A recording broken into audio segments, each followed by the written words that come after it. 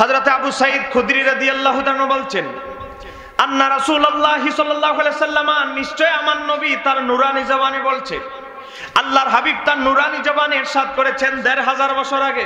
আমার নবী বলছে, ইন্না মিন উম্মতি, নিশ্চয় আমার উম্মতের মধ্য থেকে, একটু জোরে বলেন না সুবহানাল্লাহ।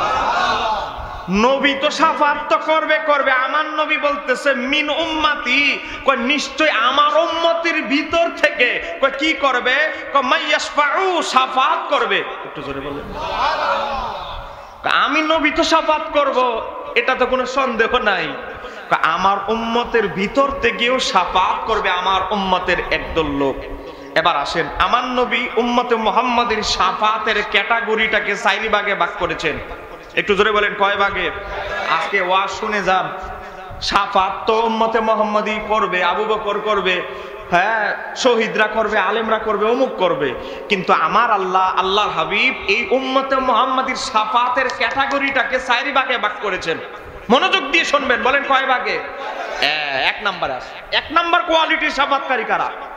এবার আমার নবী বলতেছে, ইন্না মিন উম্মতি, আমার উম্মতের প্রথম ক্লাসের লোক যারা শাফাত করবে, টপ লেভেলের ১ নাম্বার লেভেলের লোক যারা, ও তাদের পাওয়ার জানো? আমার নবী বলতেছে, ইন্না মিন উম্মতি মাইয়াশফাউ, আমার উম্মতের মধ্যে প্রথম ধাপে যারা শাফাত করবে, ও তাদের শাফাতের পাওয়ার জানো? আমার নবী বলতেছে, লিল ফিয়ামি, ও তারা বিশাল বড় জনপদ, হাজার হাজার মানুষকে একাই একজন শাফাত করে নিয়ে যাবে। ১ নাম্বার কোয়ালিটি হলো, তারা বিশাল এক জামাতকে, বহু লোককে, আমার নবী শব্দ ব্যবহার করেছেন লিল ফিয়ামি, ইসলামিক ফাউন্ডেশন। এটার অর্থ করেছে কি?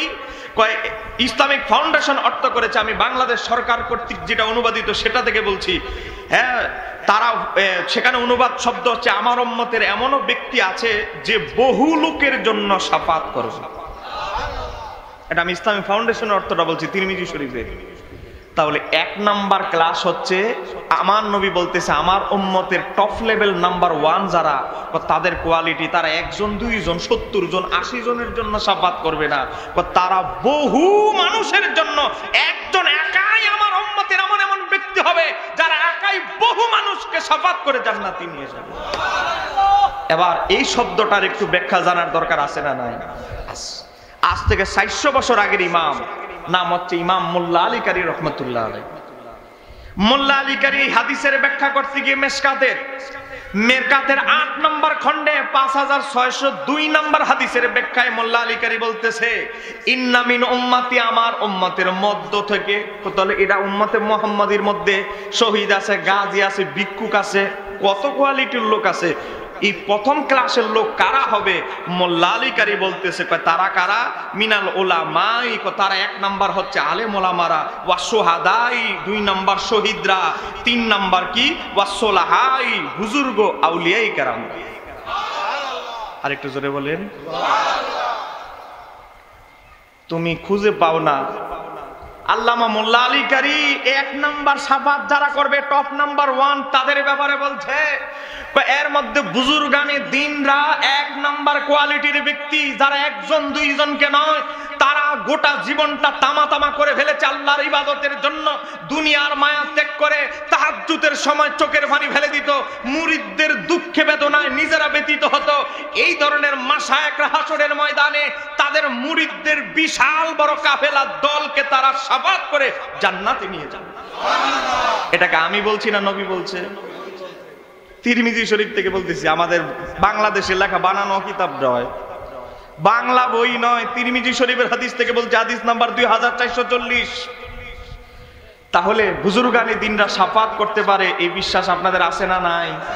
যেহেতু আমার সাবজেক্ট শাফাত নয়, শাফাত এটা একটা ব্যাপার, এটা একটা সাবজেক্ট, এটা বলতে গেলে আমার ২-৩ ঘন্টা সময় দিতে হবে। তো এবার আসেন ওই যে মূল জায়গায় ফেরত যাই। হযরতে আব্দুল্লাহ ইবনে আব্বাস রাদিয়াল্লাহু তাআলা বলতেছে, হাসরের ময়দানে উম্মতে মুহাম্মাদি ২ দলে বিভক্ত হবে। এক দলের চেহারা হবে এত বিশ্রী, তাদের দিকে তাকাইলে বুঝবে হ্যাঁ কোনো না কোনো ভেজাল দলের সদস্য। আর যাদের চেহারা থেকে নূর চমকাবে, তাদেরকে দেখলেই মানুষ বুঝবে সঠিক দল, নাজাতপ্রাপ্ত দল, আহলে সুন্নাত ওয়াল জামাতের অনুসারী। এবার আসেন যারা বেজাল দলের সদস্য তাদের পরিচয়টা কি, এটা তো আমি মৌখিক বললাম, দলিল তো বলতে হবে। হযরতে আব্দুল্লাহ ইবনে আব্বাস, যিনি নবীর আপন চাচাতো ভাই, উম্মতের সবচেয়ে বড় মুফাসসির, তিনি বলছে ওয়া তাসওয়াদু উজুহুন, হাসরের ময়দানে যাদের চেহারা বিশ্রী হবে, কুৎসিত হবে, তারা কারা? তারা হচ্ছে আহলিল বিদআতি ওয়াল ফিরকাতি। যত 72 ফিরকা আছে আমার আল্লাহ তাদের চেহারাটা এমন বিশ্রী করে দিবে, যে কোনো মুসলমান ফেরেশতারা তাদের চেহারা দেখলেই বুঝবে, হ্যাঁ হয়তো কাদিয়ানি ছিল, হয়তো শিয়া ছিল, হয়তো খারিজি ছিল, হয়তো ওয়াহাবি ছিল, হয়তো মুতাজিলা, কাদারিয়া, জবরিয়া, যে কোনো 72 ফিরকার লোক ছিল। ও আমার বাবারা ভাইরা, তাহলে আমরা কি 72 ফিরকায় ঢুকবো নাকি জান্নাতি ফিরকায়? আমরা কি জান্নাতি দলে ঢুকতে চাই না জাহান্নামী দলে? তাহলে জান্নাতি দলের নাম কি? একটু জোরে বলতে হবে, বজ্রকণ্ঠে। নারে তাকবীর, নারে রিসালাত, আহলে সুন্নাত ওয়াল জামাত, শাহপুর দরবার শরীফ। ও বাবা, কোরআন কি আমার বানানো কিতাব? একটু জোরে বলে। আবার এই তাফসীর ইবনে কাসিরটা আমাদের জামাতের ভাইয়েরা, কওমি ভাইয়েরা একটু বেশি পড়ে। তাফসীরের কিতাব তারা আছে, কিন্তু এই তাফসীরটা একটু বেশি বেশি জামাতের ভাইয়েরা, আহলে হাদিস ভাইয়েরা, কওমি ভাইয়েরা পড়ে। কিন্তু এই কিতাবেই যে আছে সুন্নিরা জান্নাতি দলের অনুসারী, এটা আর ওনারা বলে না। ওই সময় এমন এক মোটা কালা চশমা লাগায়, মনে হয় এই পৃষ্ঠাটা আর দেখেই না। এই কথা কেন কেন ঠিক কি দেয়? আমার বাবারা ভাইয়েরা, তাহলে আমরা সংক্ষেপে একটা জিনিস বুঝতে পারলাম, আহলে সুন্নাত ওয়াল জামাত একমাত্র নাজাতপ্রাপ্ত দল। কথা কোনা কেন? আরেকটা মেসেজ আপনারা বুঝতে হবে, মাথায় নিয়ে আজকে যেতে হবে, তাহলে এই যে এত বড় কষ্ট করে মাহফিল করেছে, এই মাহফিল করাটা সার্থক হবে। মাথায় আরেকটা জিনিস নিয়ে যেতে হবে, সেটা কি? নবীর উম্মতের চাইতে আমাদের প্রতি নবীর মায়া কি কম না অনেক বেশি?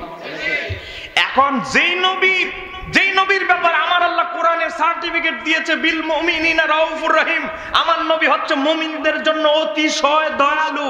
সেই নবী কি বলতেছে জানেন? আমার নবী বলতেছে উম্মতে মুহাম্মাদি আমার 73 দলে বিভক্ত হবে। 72 দলের ব্যাপারে বলতেছে কুল্লুহুম ফিন্নার, সব দলই যাবে জাহান্নামে। তারপরে আবার বলতেছে ইল্লা মিল্লাতান ওয়াহিদাতান, একটা দল ছাড়া সব দল যাবে জাহান্নামে। তো এখন আপনারা বলেন 72 দল যে কুল্লুহুম ফিন্নার জাহান্নামে যাবে, এটাকে আমরা ফতোয়া দিছি না নবী? মনোযোগ। যেই নবী বলতেছে, আবু দাউদের হাদিস, হযরত আনাস ইবনে মালিক থেকে বর্ণিত, শাফাতি লিআহলি কাবাইর মিন উম্মতি, আমি আমার উম্মতের, আমি তোমাদের কবিরা গুনার জন্য শাফাত করে জান্নাতি নিব। মনে রাখবেন, যেই নবী বলতেছে আমি তোমাদের কবিরা গুনার জন্য শাফাত করে জান্নাতি নিব, সেই নবী সার্টিফিকেট দিতেছে তুমি যদি 72 ফেরকায় ঢুকো, আমি দুনিয়াতে আগেই সার্টিফিকেট দিয়েছি কুল্লুহুম ফিন্নার। এজরে বলেন কুল্লুহুম ফিন। যাইবা কোথা? যেই নবী ঘোষণা দিয়েছে আমি কবিরা গুনার জন্য শাফাত করব, সেই নবী হাদিসে বলতেছে, তিরমিজি শরীফের 2641 নম্বর হাদিস, যে তুমি যদি 72 ফেরকায় ঢুকে যাও, মনে রাখতে হবে, ইমাম শামসুদ্দিন জাহাবি কিতাবের নাম ইসবাতুস শাফাতের মধ্যে উল্লেখ করেছে 18 প্রকার লোককে আমার নবী শাফাত করবে না। ধরে বলেন কয় প্রকার? কাফের বেদিন এরা তো পাবে না, এটা তো বাদ। উম্মতে মুহাম্মাদির মধ্যে 18 কোয়ালিটির লোক নবীর শাফাত পাবে না। এক নাম্বার যারা নবীর শাফাত পাবে না, তারা জানেন কারা? এক নাম্বার হলো, আমার নবী বলেছে যারা আমার শাফাতকে অস্বীকার করবে। এমন লোক আছে না নাই? নবী, সব নবীরা নফসি নফসি করতে থাকবে, নফসি নফসি করতে থাকবে। আবার কিছু হুজুর জাল ওয়াজ করে ইয়া নাফসি করতে থাকবে। হাদিসে আসছে নাফসি নাফসি, হ্যাঁ একটা ইয়া আবার একটা বাড়ায় লাগাই দিচ্ছে। ইয়া নাফসি মানে বুঝেন, হে আমার আত্মা, নিজের আত্মাকে রুরে ডাকা। তা আপনারা কি বিশ্বাস করেন নবীর আল্লাহকে ভুলে নিজের আত্মারে ডাকা শুরু করবে? মনোযোগ দিয়ে শুনবে। তাহলে এখন দেখেন, নবী বলতেছে 18 প্রকার লোক আমার শাফাত পাবে না।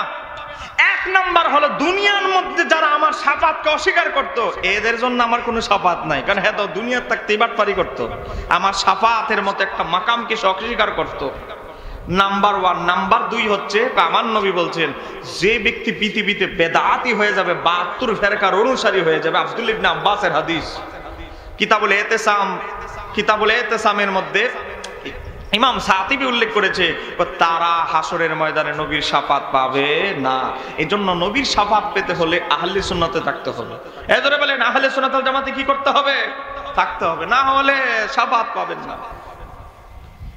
হুজুর কেবলা কিন্তু একটু আগে বলে গেছে নবীর শাফাত আর আল্লাহর রহমত ছাড়া জান্নাতে যাওয়া যাবে। তোরা বলেন জান্নাতে যাওয়া যাবে? আল্লাহ যদি বলে ওই দিনের মিথ্যা, একদিন অমুক তারিখের এতটা বাজে তুই একটা মিথ্যা কথা বলেছিস, এটার জন্যই তুই জাহান্নামে যেতে হবে, সেখানে আর কোনো ফতোয়া চলবে? শেষ। সেখানে তো আল্লাহর রাজত্বে হাসরের ময়দানে তো আপনার বেটাগিরি চলবে না, পণ্ডিতগিরি। কিন্তু আল্লাহর যদি দয়া হয়, ও বাবা, আল্লাহর যদি দয়া হয়, যেই ব্যক্তি জান্নাতে যাওয়ার কথা নয় শরীয়তের ফতোয়া অনুসারে, তাকেও আমার আল্লাহ জান্নাতে ঢুকাই দিতে পারে। কথা কনা কেন, ঠিক কি নাই? এক ব্যক্তির ঘটনার কথা মনে পড়ে গেল, হাসরে ঘটবে, কিন্তু সেই ঘটনা আমার নবী আগে বলে দিয়েছে। এজন্যই আমরা বলি আমার নবী গায়েবের সংবাদ দেনেওয়ালা। একটু জোরে বলেন না সুবহানাল্লাহ।